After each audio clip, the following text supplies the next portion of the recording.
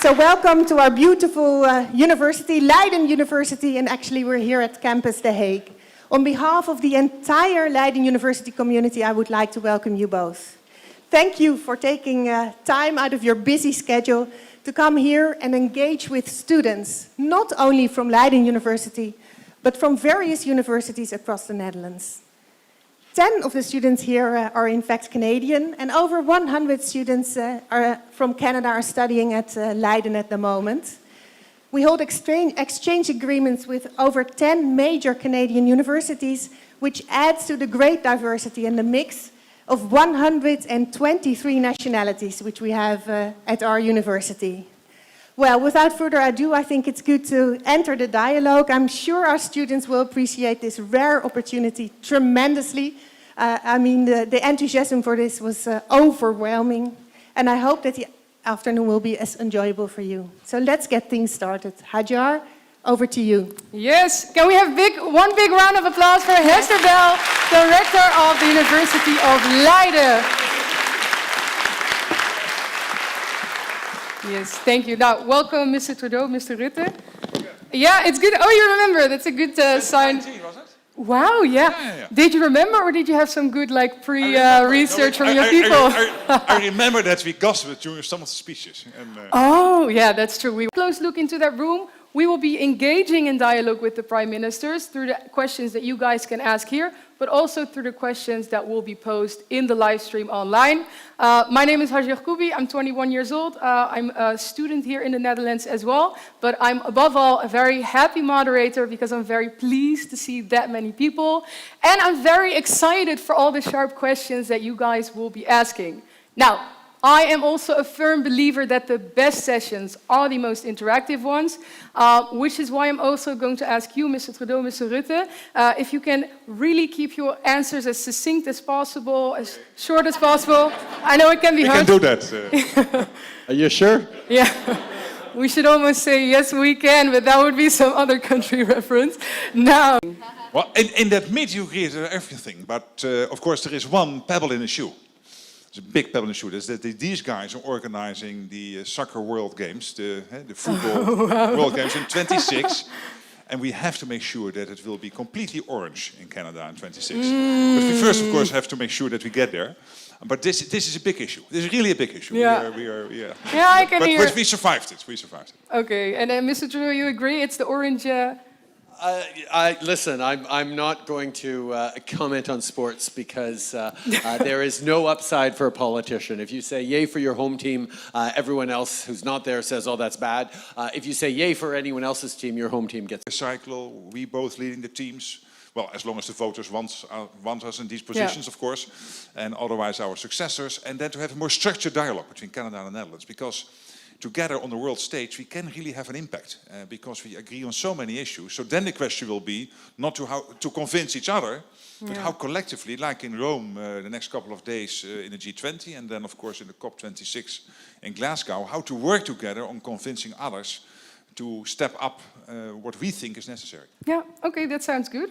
And if it's just sports that you disagree on, that's a good thing to hear. But we're not just going to be talking about sports because, we're in the Hague. I already mentioned it's the International City of Peace and Justice. So I think there's no better moment as well to talk about some topics related to peace, security, human rights. So, let's just hop right into it. Is there somebody who wants to ask a question related to that? Yeah? Yes, hello. My name is Rosa, and we all like to live in an inclusive and gender-friendly world. As Canada has a feminist approach to its foreign policy, I was wondering whether PM Trudeau could give some advice to Rutte on how the Netherlands can also maybe increase its approach regarding feminist foreign policy. Well, let me start by saying thank you for the kind words about Canada. We're very proud about what we've been able to do on gender equality. I brought in 2015 our first gender-balanced cabinet to make legislation around pay equity and transparency that's hopefully going to start making a difference over the coming years, but it's a slow process. We also all saw, because of the COVID-19 pandemic, that when we tell everyone to stay home, to stay safe, and home is not a safe place to be because of domestic violence, there is a huge amount of work still to do, and we're facing that in Canada and elsewhere around the world. So being a feminist isn't about saying everything's great. On the contrary, it's about saying there's lots more work to do and staying focused on it and working with allies to share what we're doing well and learn from them on the things that we need to do even better. So there's lots for us to exchange on that. Yeah, you agree, Mr. Yeah, I Rutte? could completely agree, but it's true that Canada really is on the forefront here, and you rightly posed the question. And one of the issues we are working on is on this, that we are both intervening in the Gambia versus Myanmar court case at the International Court of Justice. And one of the focus areas is also women's rights. And indeed, also during the UN conference week, I spoke and Justin also raised the issue at other occasions of this issue of domestic violence because of Corona, COVID-19. Yeah. People staying at home, and in many cases women being at the receiving end of violence, which is terrible. And which we have not really realized when this was happening. Okay, thank you so much, and thank you, Rosa, for asking the question. Somebody else who wants to go for the next question? Yes, please go ahead. Yeah. My name is Hong Chen. My question is, the world is in turmoil also geopolitically right now. So I'm just wondering, like, in your opinion, how strong the transatlantic relationship at this moment? Thank you. Okay. Well, I mean, one of the things we were talking about, Mark and I, is the fact that there is so many shifts in the world, even in traditional alliances. With the U.S. going through its moment over the past 4 years, but also, trying to figure out where it fits in now. With Brexit over on this side of the pond, there are a lot of different things, and of course, the rise of Asia and China, particularly as a geopolitical pole, means that friends should really not just say across the way, oh yeah, we agree with each other, that's good, and then turn to see who else we can get to agree with. We should actually be pulling together more and working together strategically on bringing others along. And that's really what this visit has been about, preparing strategically a little bit of the things that we're going to be pushing on as like-minded partners, along with others, at the G20, especially at COP26 in Glasgow. There are big issues that we need to deal with, and one of the things that we've seen around the world is, there's that old expression of, countries don't have friends, they only have interests. At one point we have to realize that even though I'm sure we could have competitions about whether Canadian cheese is better than Dutch cheese, and that would be very heated and much more disagreements than sports. At one point we have to realize, even though, yes, we're both market economies that want to compete with each other, and that's important for our economies to do well, we also have to realize that we should be allied and aligned in so many big fundamental issues where there are countries around the world not playing by the same rules, either the international rules-based order or labor standards or environmental standards or trade standards. And if those countries are able to get us more focused on trying to compete over cheese rather than actually working together to hold stronger standards around the world, then I think maybe we're missing an opportunity and giving other people advantages that we shouldn't be. So yes, there's always needs to be friendly competition to keep us on our toes. But we need to be focused on working together to bring the world to a better place. And that's what we were talking about. Yeah. I completely agree. And here, what I started to understand when the US, in the detail for the last 4 or 5 years, changed its approach to, for example, NATO, its bilateral relations. And we need to do that in a coordinated manner. And there is one worry on the other side of the Atlantic, which is this whole concept of strategic autonomy. And what I explained today also to Justin is that for us here, open strategic autonomy is not that we distance ourselves from that transatlantic relationship. No, and we are very proud of the fact that we would support as a country. That is sometimes difficult because we are hosting the institution itself. So that could sometimes provide a difficult situation. But the case of Gambia versus Myanmar, where we both intervene, shows that it is still possible also for us to be active also on that side. Yeah.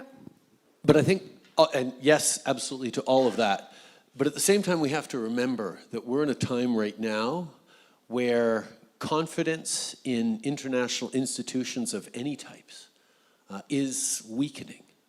And that's one of the concerns that we should all have in countries where reason gets to dominate, trust in science, trust in undercutting people's confidence in the competence of institutions to actually look out for the big picture and look out for them.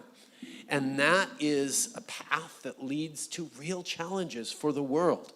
So, when you have populist politicians stoking up divisions and fears and pretending that it is a zero-sum game, that, oh, no, in order for us to do well, they have to do poorly, so let's knock them down and we'll put our country first, actually is a race to the bottom. But it's a very compelling sounding race to the bottom. It's very convincing. Ooh, there's a storm. Let's just hunker down with our little clan, with our family unit, with our tribe, and wait for it to blow over. Well, that leads to all of us facing challenges separately and in difficult situations. It's harder to get out there and figure out how to make concessions and compromise and figure out a way forward that includes everyone. But that's the issue that we are facing in the world right now.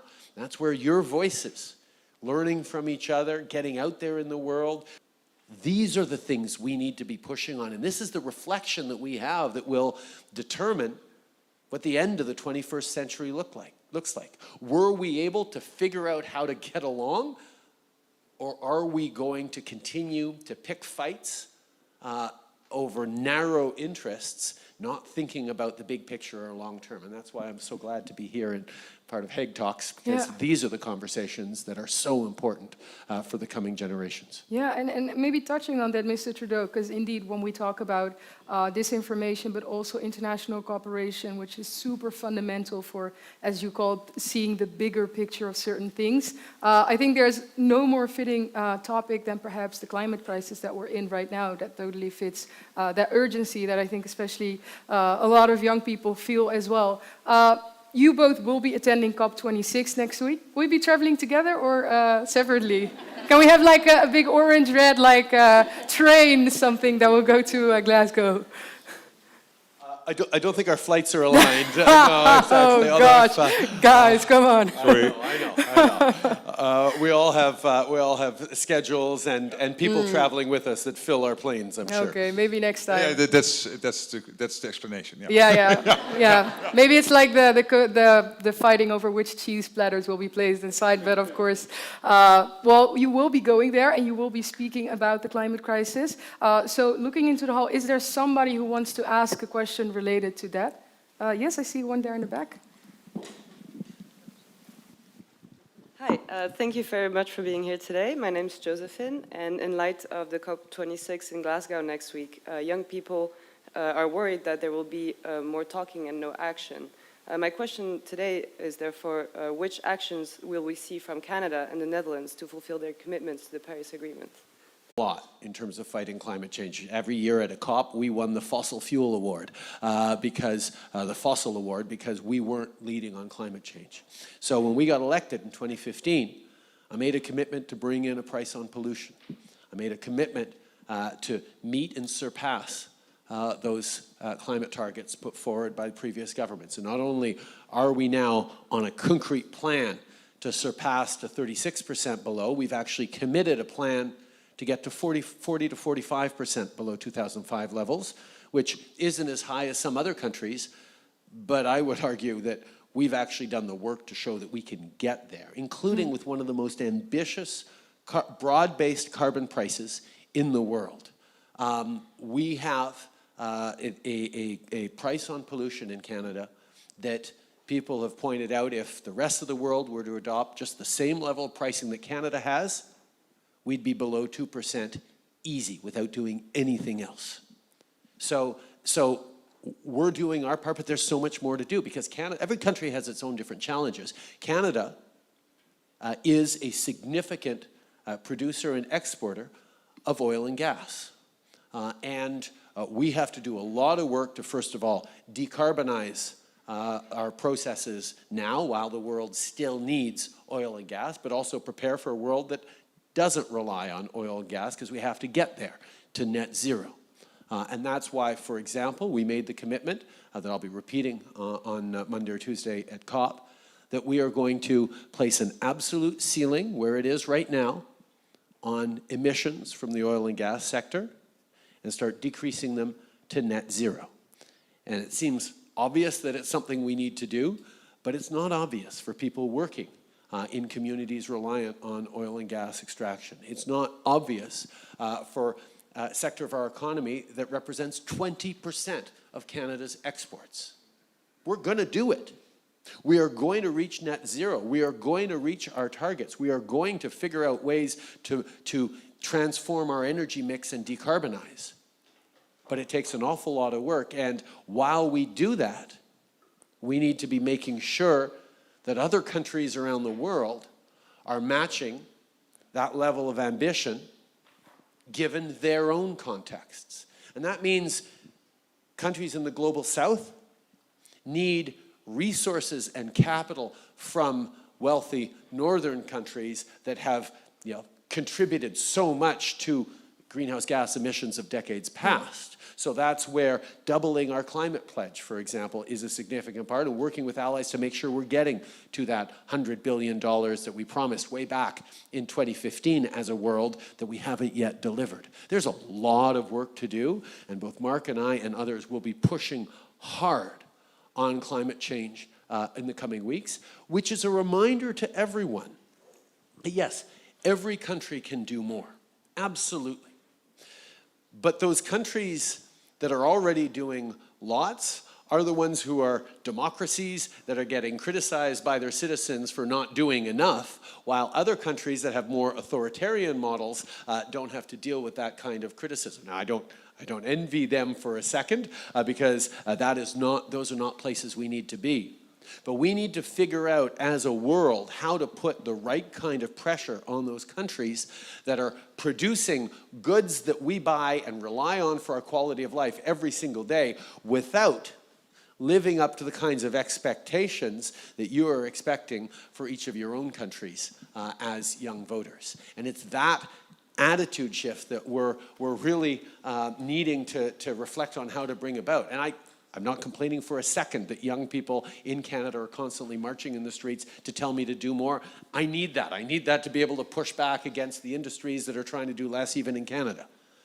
But we also have to know that it's a big problem that we all have to be pushing on everywhere around the world, and not everyone is feeling the same kind of pressure that quite rightly Mark and I get every time we face our electorate. But maybe, Mr. Trudeau, if I could ask, do you think it's also not in a way more about which question you prioritize? And maybe Mr. Rutte would like to respond to that as well. Maybe just a show of hands. Can I see who's born after 1990? Okay, I see no hands here, but a lot of hands in the room. Because indeed, you mentioned there's a big part of it is the export of our country, and of course there are jobs linked to it. But isn't it the priority of which question you ask? What are the consequences of not doing enough in time? Because we know that if we do not reach that, preferably 1.5 degrees, and if not possible, the 2 degrees, that we're going to put into motion these tipping points, these climate tipping points, which we will not be able to, reverse in a way. And isn't that a higher priority than perhaps, taking it easy on how we reshape our economy for that transition that we make? I see, Mr. Rutte, you're taking the mic. I'll just answer quickly, and then I'll turn to, in a democracy, people decide who the government is. Yes. And the contest in Canada in the last election wasn't between me and another party that wanted to do more to fight climate change. It was against me. You need to bring citizens along with you. But the more citizens, broad-based, push on their governments to go faster, the more we can go faster. Yeah. Anyway, Mark. Mr. Rutte? Yeah, well, he's right. And particularly where he started. That targets are the easy part. Still, in Europe, for us, it helps that we collectively agree to move to 55%.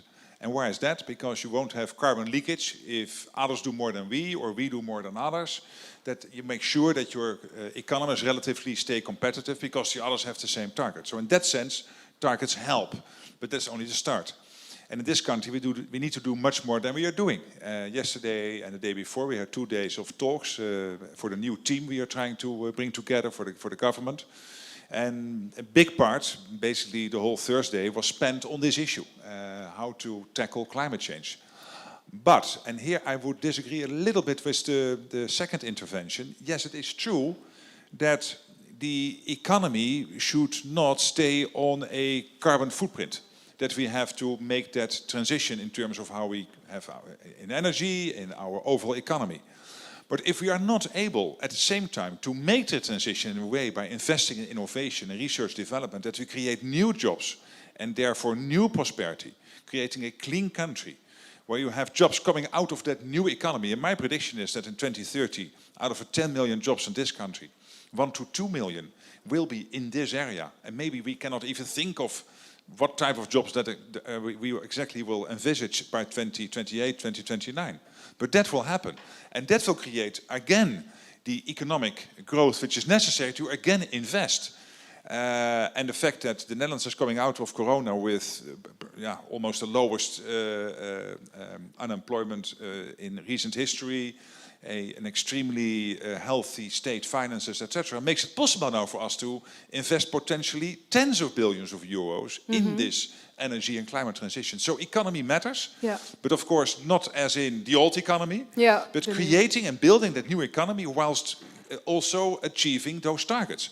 And there was a profound insight Justin shared with me in that first tete-a-tete we had this afternoon. Yes, it is getting to the targets. Yes, it is about creating a new economy, but there is also an issue of values there. What type of society we want to be. And of course there is a particular worry within the EU that in terms of values, and look at those countries where the values are now contested, those are also the countries who are lagging behind in terms of settling for the high ambitions. So there is a connection there, and we need to tackle that. Okay, thank you, Mr. Rutte. Do we have another question in the room? Yes? Good evening, Prime Ministers. My name is Madison Maloney, and I'm wondering, since the effects of climate change are not bound by borders, how do you tackle the issue of responsibility when countries are disproportionately impacted? Thank you. Mr. Rutte, maybe for the sake of... What you mean, so other countries who are not fulfilling their obligations, you mean? Like the effects of the climate change, how they're disproportionately impacting countries, whether they're the ones that aren't necessarily contributing as much to the climate crisis are being more impacted. Yes, but that's exactly, I think, what you also already alluded to, that we have to make sure, and that on the one hand has to do with the climate financing, so to help poorer countries to be able also to make the climate transition. That's the famous 100 billion pledge. And I think we are now currently at 78 billion, and we should have been at 100 billion already. So that is a very practical, but still a very also fundamental issue of making sure that the money is there for those parts of the world. At the same time, we see big developing economies at this moment still opening up coal-fired power plants. And sometimes even exporting those coal-fired power plants to other parts of the world. And if we cannot settle on those issues and come to an agreement, people will find it increasingly difficult to understand why in Canada and the Netherlands we are working on this issue. Yes, we still have to do that, because I want to live in a clean country which is modern and forward-looking, but then collectively as a world we are not getting there. So I think that's the conundrum we have to solve. Yeah. How do we make sure that we're developing solutions around energy generation that we can then sell at competitively economic prices to those countries if they're willing to spend, X, millions of dollars on a new coal plant?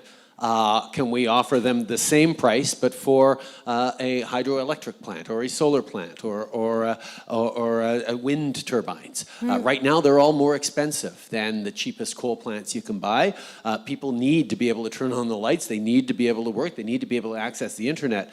But if we don't provide affordable solutions, they will go in the wrong direction. And the other thing to reflect on is it is very much in our self-interest in the north to ensure that countries in the south, even though they are more vulnerable to climate change, don't get vulnerable to climate change, because for all the refugees we've seen from wars, for all the refugees we've seen because of economic collapse and failed states, That's nothing compared to what we face Yeah. in terms of climate refugees over the coming decades if we don't get the climate crisis under control and keep us under 1.5 degrees. Yeah, really touching on the human rights link, I think, to it as well. I want to go on to a next point because we have Adam over here, and Adam has been very thoroughly checking all the questions coming in from the live stream. Adam, is there an interesting one you want to pose? Oh, many questions are coming in indeed, and this one is quite interesting actually.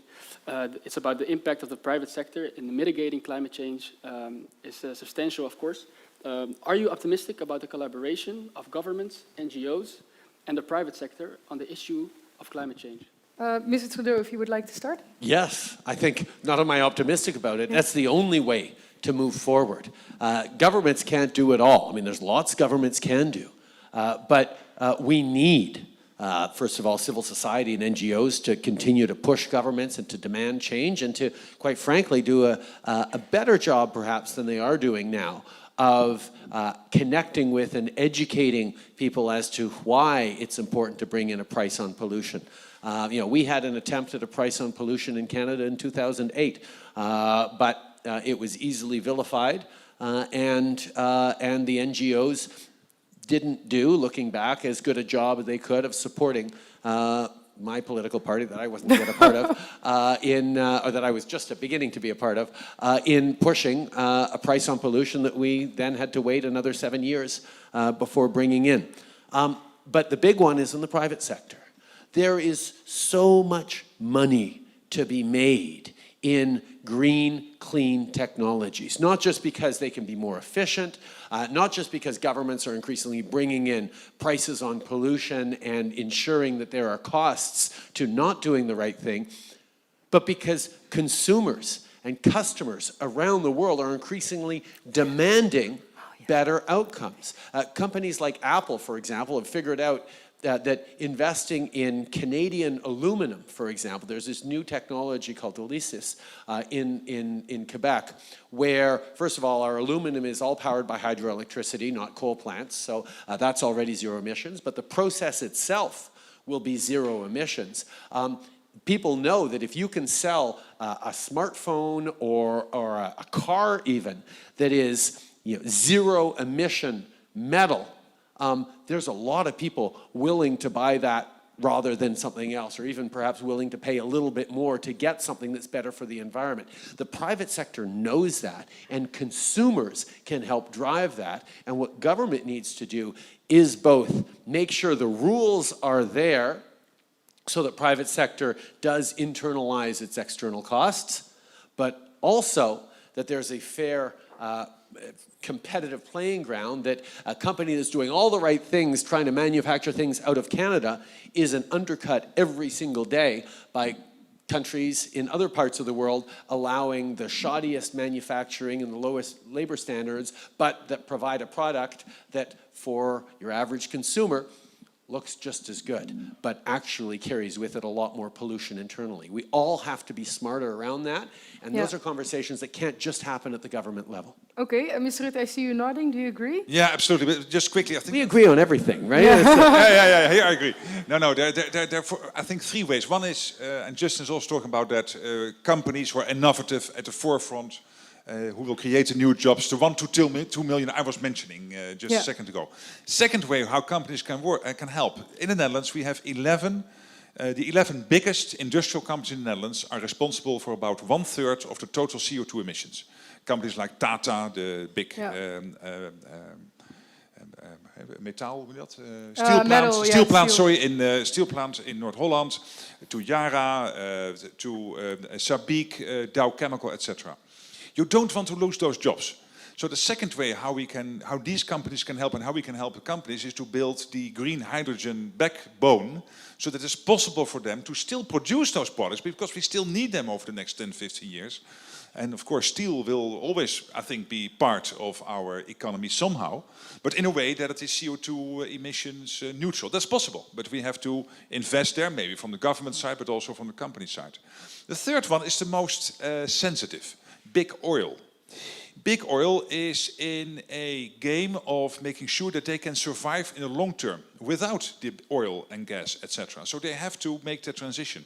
Yeah. And in the Netherlands we have Shell, another country BP and ExxonMobil, etc. If we are able, and we are discussing this with companies like Shell, to make sure that they are part, and they want to be part of that energy transition, the collective power they have in terms of money, research, development, but also the pure necessity to survive in a changing world is huge and can be a positive force if we are able to work on this together, and I think we could. So sometimes big oil is said, well, they should go and there is no future for them. I'm not sure. I think you need them in terms of creating that energy transition, creating all the collective research, brain power and money in those companies to make that happen. Okay, thank you, Mr. Rutte. I see some signs in the back that we are going a bit through the time. But I want to turn to the audience because, you know, it's not every day that you're sitting in the same room as the President of Canada and the Prime Minister of the Netherlands. So is there somebody who wants to get them a bit sweaty, maybe a difficult question, something you've always wanted to ask them? Somebody in the room who wants to? Over there, yeah?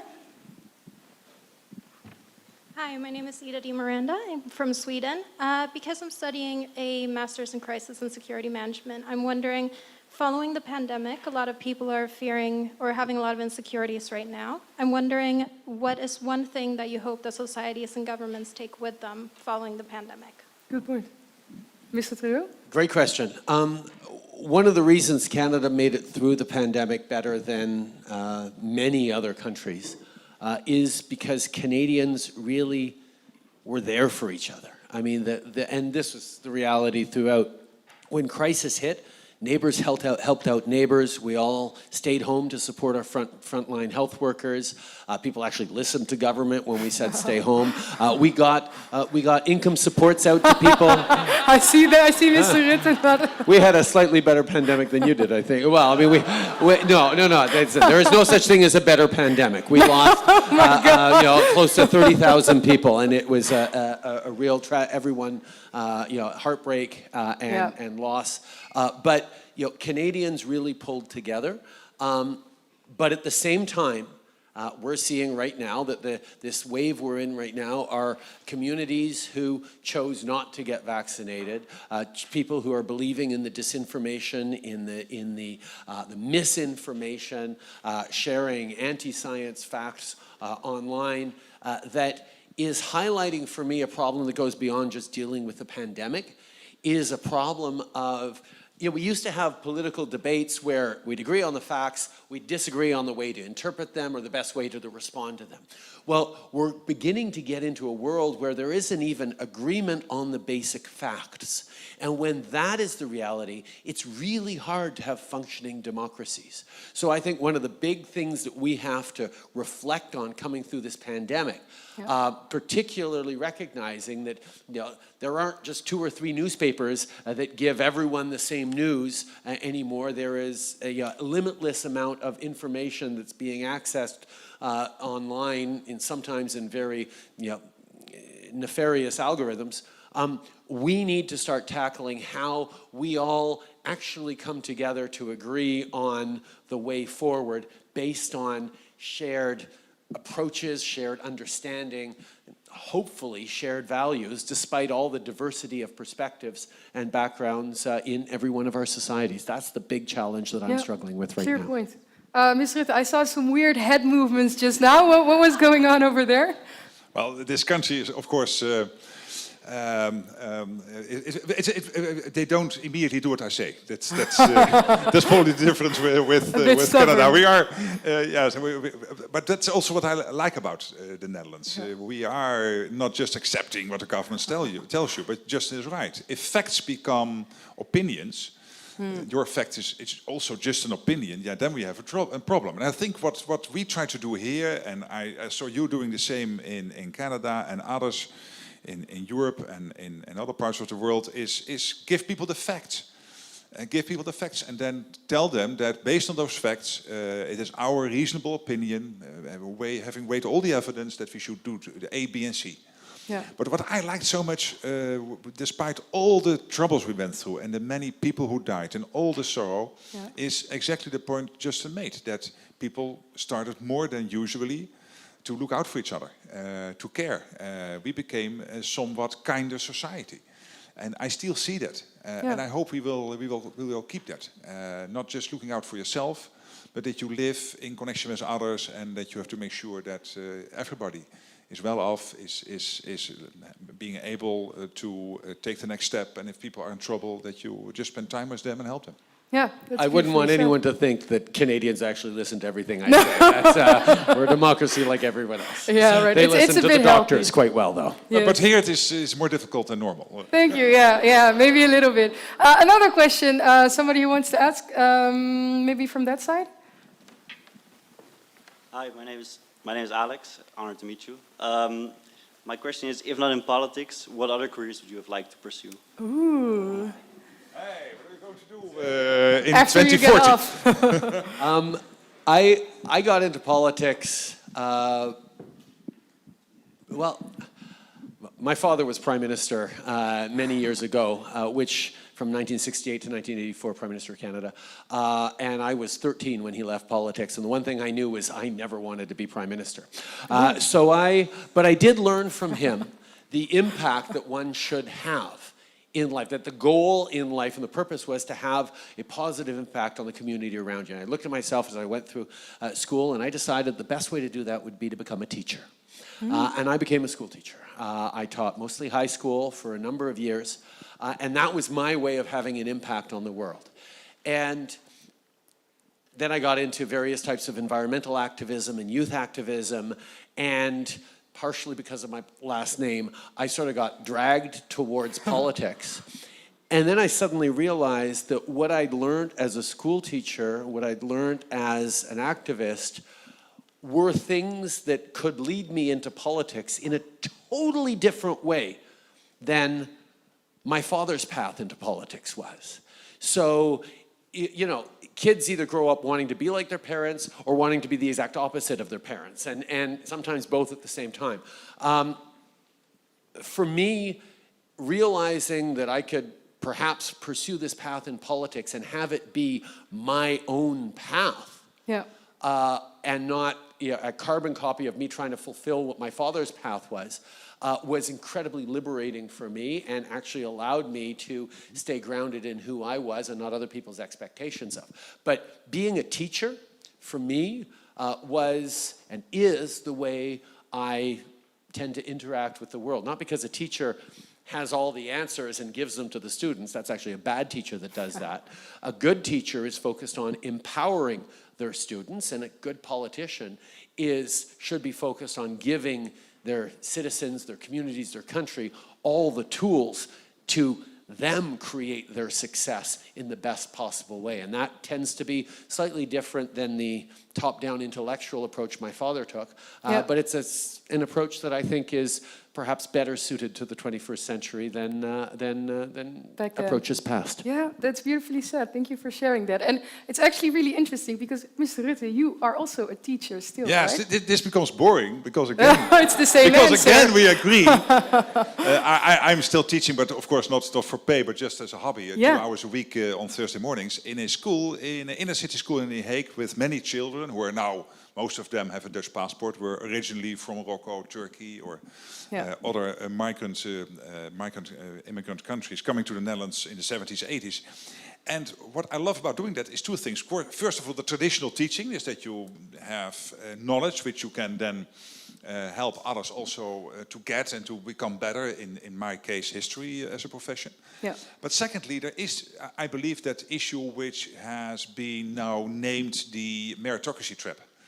And that you can still, what I always thought as a liberal, you bring people to the starting position and then the race is for them. And we, by creating good schools, have to make sure that everybody can get to the starting position. But I'm afraid this is a bit more complicated than that. Because the sort of talks you have had at home, the sort of network you get from your parents, from your family, etc., that can be so different that the starting position, despite both having the best sort of education, can still be very different. And also to somehow help in making smaller that meritocracy trap. Also something we discussed the last couple of days, trying to create this new government team. that schools, yes, have to make sure that we teach all the basics, but also having to make sure that people have the same sort of opportunities, and that it is more than just good teaching, but also this issue. And I would love for a couple of years to spend full time and maybe get some pay out of it. Yeah. The problem is I didn't have that background, so I studied history, but I'm not a trained teacher, Yeah. so that means that I have to get to Leiden University Sit one night in a the week. hall. Okay, But I see. can do that Mr. whilst at the same Mr. time getting a pay from the school. So Yeah. in that sense, Okay. I will survive. I see something happening here. I think there's going to be like an application with Mark Rutte wanting to study here.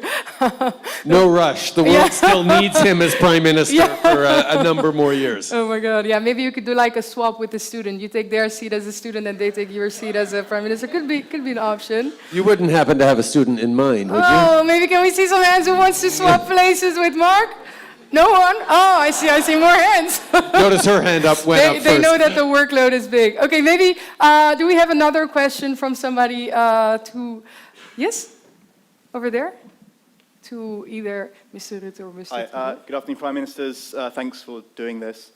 Sort of similarly in terms of careers, since most of us are young in this audience, what advice would you give for the young, budding politicians and statesmen that are hoping to follow in your footsteps? Yes. Before you First of answer, all- I just wanted to say this is the last question because I see that we are almost out of time. So if you also want to get some final remarks in there, I go give ahead. a summary of the debate. Yeah, of the entire day, right? Of course, of the entire day. Now, for a politician, first thing you need to have a view. Politics, yes, of course, is getting on television, giving speeches and all that. And if you hate getting on television or delivering a speech, probably, and debating, politics is not for you. But it is so much more than getting on television, debating and delivering speeches. It starts with views, opinions, something you are very much irritated about. I will probably, I told a journalist the other day, write letters to the Telegraaf or the Volkskrant, being very angry about how things are going in this country.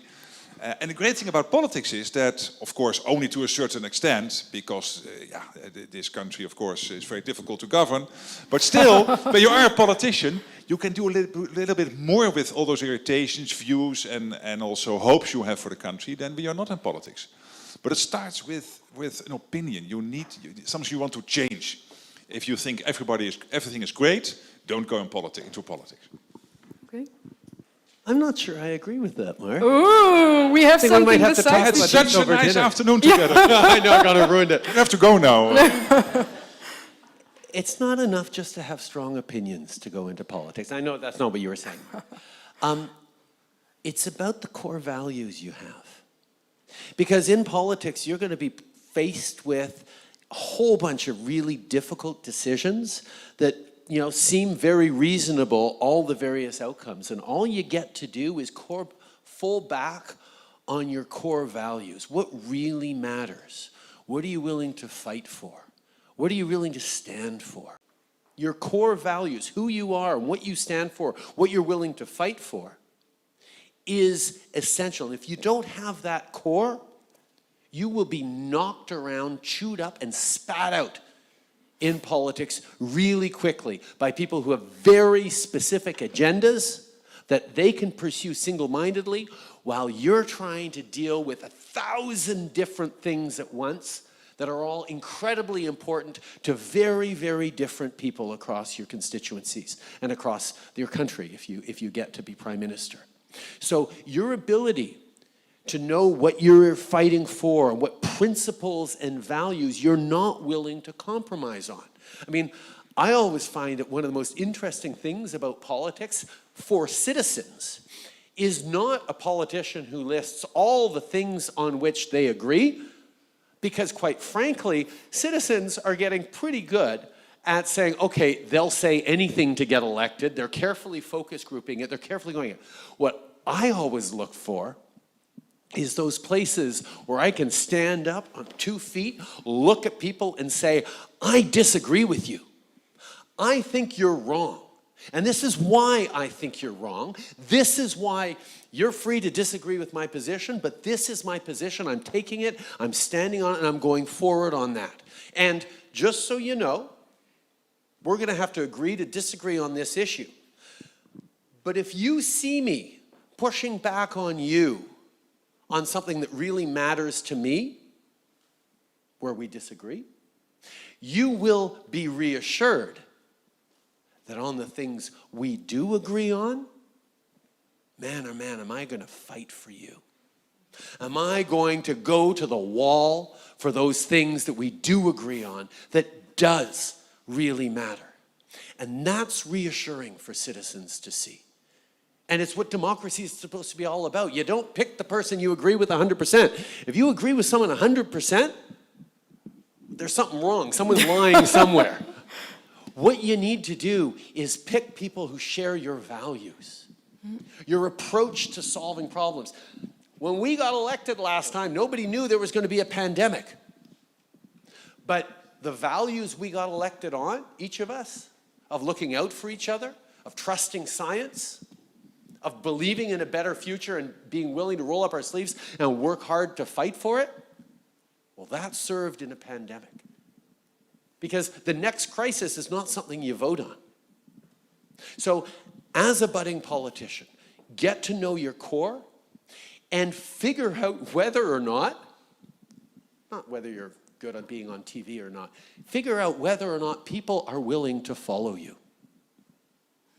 Figure out whether or not people are willing to look to you to solve a challenge in your class, in your school, in your community. Can you bring people together to get something done? That's the basis in politics. Don't say, I want to go into politics, so I have to study political science. That's useful. I have lots of staffers who studied political science. I never studied political science. I studied English literature. I studied education. I studied engineering. I studied things that interested me, that helped give me tools to have an impact on the world. So don't feel that because you're going to be a doctor or because you're studying to be a scientist, that you don't have a path that leads you into politics. We need more doctors and scientists and teachers and non-lawyers and businessmen in politics. So whatever your path is, if you're anchored in it, if you're passionate about it, if you can bring other people along with you and fight for it, then you got a future in politics. Nice. I guess that's my wrap-up right there, Thank you. too. Can we have a round of applause for that? Amazing. Amazing.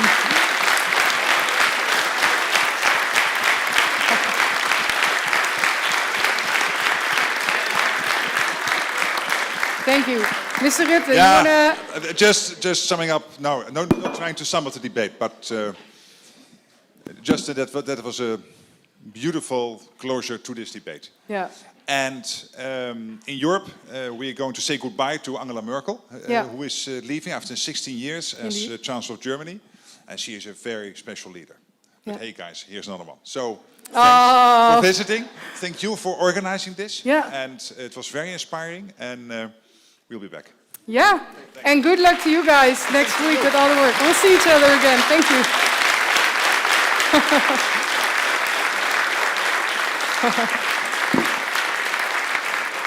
Thank you so much. To all the students, thank you also so much for being here, for asking your questions, engaging with us. Also to our online audience, thank you so much for tuning in. We want to thank, I meant to say, Canada, the Netherlands, but also Leiden University for facilitating us here and letting us have this incredible session. I want to thank you for your honesty and beautiful words, and all the best of luck. Those core values you mentioned, we hope to see it back in all the work that you do, and then we wish you the best of luck with the G20 and COP26. Hey, thank you so much, Mr. Rutte. Thank you so much, Mr. Rutte. See you later. Goodbye. Bye-bye.